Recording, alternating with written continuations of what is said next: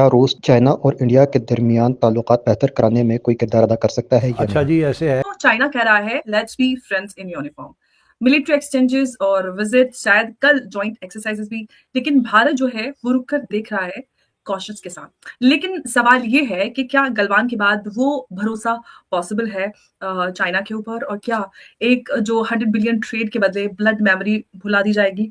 Offer क्या है? देखिए, जेडी वेंस की भी, अगर मैं गलत नहीं हूं तो उनकी भी हाल ही में एक स्टेटमेंट सामने आई है मुमकिन तौर पर, जिसमें उन्होंने कहा कि देखिए, ब्रिक्स इस टाइम डॉलर की आजादारी खत्म नहीं कर रहा, लेकिन वो इस पॉलिसी के ऊपर गामजन है कि वो डॉलर पर इन्हिसार कम कर रहे हैं। अगर वो इन्हिसार कम करेंगे तो फिर अमेरिका की जो मईशत है ये इसको ज्यादा देर बर्दाश्त नहीं कर सकेगी अगर दुनिया ने डॉलर पर इन्हिसार कम कर दिया।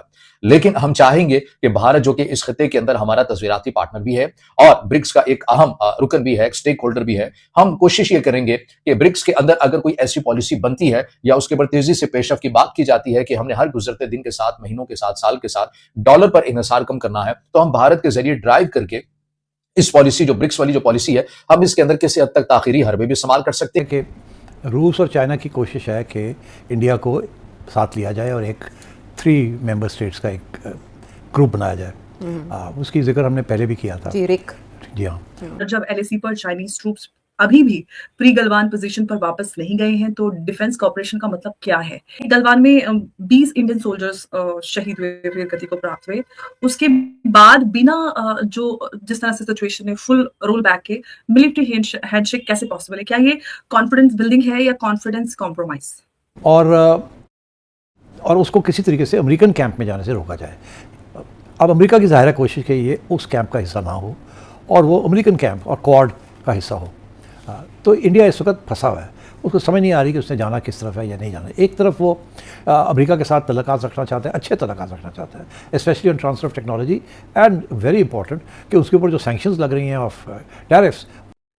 जय हिंद दोस्तों, भारत और चीन के रिश्ते अप एंड डाउन रहे हैं और आज की सिचुएशन में पूरी दुनिया की डिमांड है। और अगर एशिया को, वेस्टर्न पावर को एक चुनौती देनी है तो भारत और चीन को करीब आना पड़ेगा। ये पूरी दुनिया जानती है, वेस्टर्न कंट्रीज भी जानती हैं, रूस भी जानता है, अफ्रीका, कि बिना भारत और चाइना के करीब हुए वेस्ट को एशिया काउंटर नहीं कर सकता।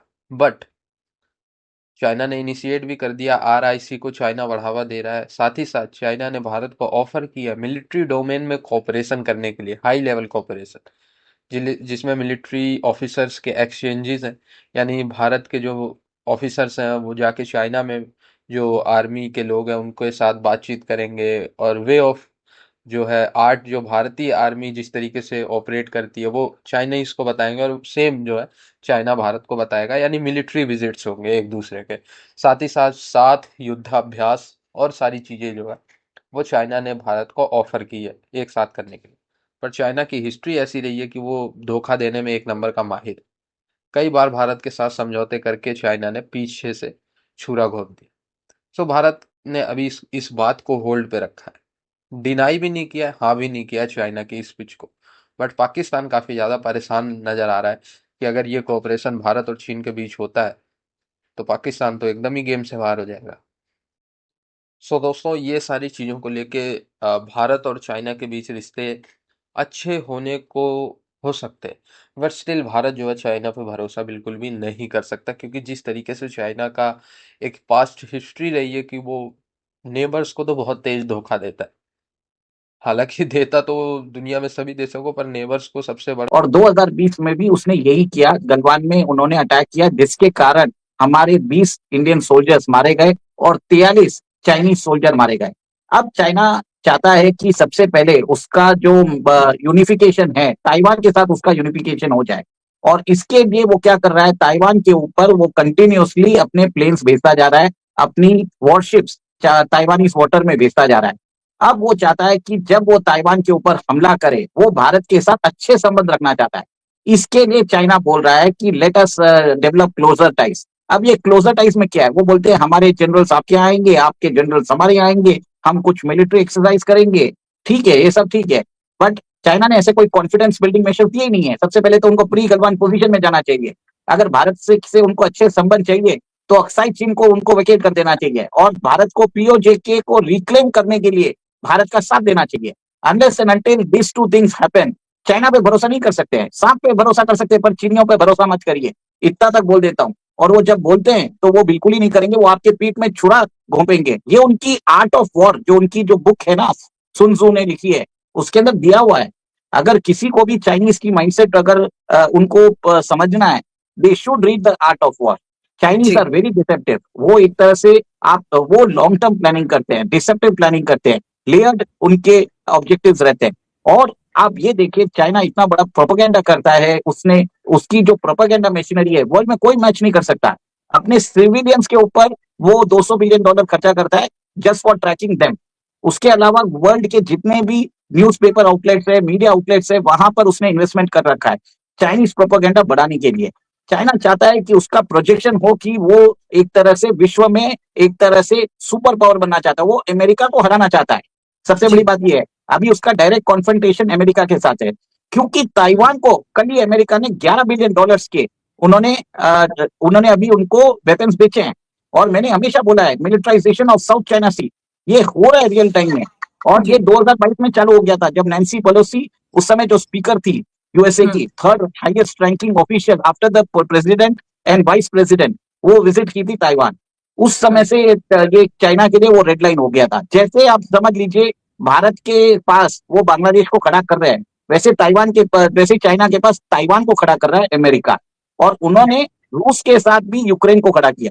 तो ये सब एक तरह से अमेरिका का फैलाया हुआ जियोपॉलिटिकल बैटल्स है, जिसमें फ्यूचर में अगर कोई भी पावर उनको चैलेंज किया जाए तो उनके बैकयार्ड में एक एनिमी तैयार कर दिया है उन्होंने। उनको समझ में आ गया कि भारत को अगर रोकना है तो ईस्ट और वेस्ट दोनों से करना पड़ेगा, इसके लिए वो कर रहे हैं।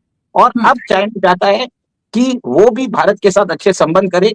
और एक और एक चीज है, अच्छे संबंध की बात उमेश जी जब आती है, और चाइना जो कह रहा है कि कर्टसी कॉल्स और डेलीगेशन टॉक्स, एक्सरसाइजेस, सारी बातें, कर्टसी किस बात की, जब ग्राउंड पर जो अभी भी डिस्ट्रस्ट है वो अभी भी जिंदा है और जो चीजें थी वो जूं की त्यों है। देखिए सबसे बड़ी बात यह है कि नेक्स्ट ईयर ब्रिक्स की समिट इंडिया में होने वाली है, ब्रिक्स की प्रेसिडेंसी इंडिया में होने वाली है। उसके बाद 2026 में इंडिया में होगी, 2027 में चाइना में होगी। चाइना चाहता है कि भारत जो काम करे ब्रिक्स को, उसको वो आगे बढ़ाए। कहीं ना कहीं चाइना अपनी ऑब्जेक्टिव जो ब्रिक्स की प्रेसिडेंसी जब चाइना में होगी, वो अपने आप को प्रोजेक्ट करेगा as an alternative to America. अब वो भारत के साथ अच्छे संबंध रखना चाहता है, ताकि ब्रिक्स के अंदर जो प्रिपरेशन हो 2027 की समिट के लिए, वो 2026 में भारत के द्वारा चालू हो जाए। वो इसके लिए भारत के साथ अच्छे संबंध चाहता है, वन। सेकेंड, चाइना चाहता है इंटरनेशनलाइजेशन ऑफ युआन। वो चाहता है कि डॉलर को रिप्लेस किया जाए। और चाइना ब्रिक्स करेंसी को प्रमोट करना चाहता है, ब्रिक्स करेंसी में उसका हिस्सा ज्यादा रहेगा, इसके लिए चाइना उसको भी प्रमोट करना चाहता है।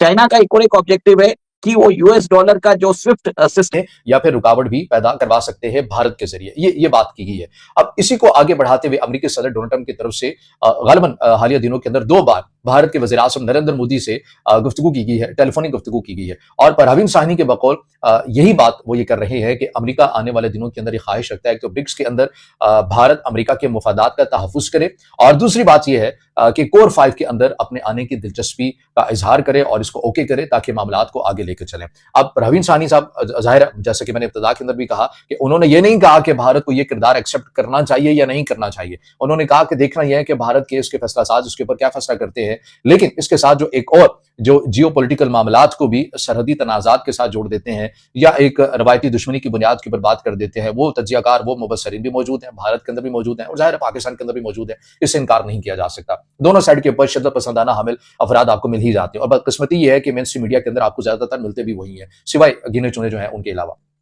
अब बात यह है कि भारत के जो जियोपॉलिटिकल मामलात की हसासत को नहीं समझते, जो ये नहीं समझते कि इस खेल के अंदर कोई भी सदाबहार आपका दुश्मन नहीं रहता, कोई भी सदाबहार आपका दोस्त नहीं रहता, वो किरदार ये बातें करते हुए नजर आते हैं कि देखिए भारत को कितना बड़ा किरदार मिलने जा रहा है और भारत तो ग्लोबल टेबल पर है, लेकिन पाकिस्तान तो नहीं है, पाकिस्तान तो मंजर से ही गायब है। देखिए पहली बात तो ये समझ लीजिए, ये जो कोर 5 है अभी फिलहाल बातों की हद तक है, बातें चल रही हैं अमली तौर के ऊपर, तो इससे अमेरिका भी सरकारी सतह के ऊपर ऑन नहीं कर रहा। लेकिन अगर कल को ये बन भी जाता है, एक लम्हे के लिए ये मान भी लीजिए, और भारत को किरदार इसके अंदर मिल भी जाता है, तो ये कोई मिलिट्री अलायंस नहीं है, ये कोई तस्वीराती अलायंस नहीं है, ये बल्कि माशी लिहाज से होगा और जिम्मेदारी के हवाले से होगा। जिम्मेदारी के हवाले से तो G7 भी बना था, मतलब G7 के अंदर आपने यही कहा ना कि दुनिया की टॉप जो 7 मईशतें हैं उनको इकट्ठा कर लिया जाए, और अगर कहीं पर तनाज़ा हो तो मिलकर मुशावरत से हल भी कर लिया जाए। दुनिया में किसी और जगह पर हो तो हम मिलकर अपनी इख्तियारात को इस्तेमाल करते हुए कर लें। तो क्या G7 ने रशिया यूक्रेन जंग को रुकवा लिया? क्या अमेरिका ने रुकवा लिया? नहीं। तो फिर उस चक्कर के अंदर आपको हज़ीमत का सामना